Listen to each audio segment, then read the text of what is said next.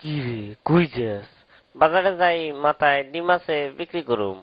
শুনলাম তুই নাকি বলদ, তো বাজারে যাই মাথা ডিম বিক্রি করবি কেমনে? এটা তুই বুঝবি না।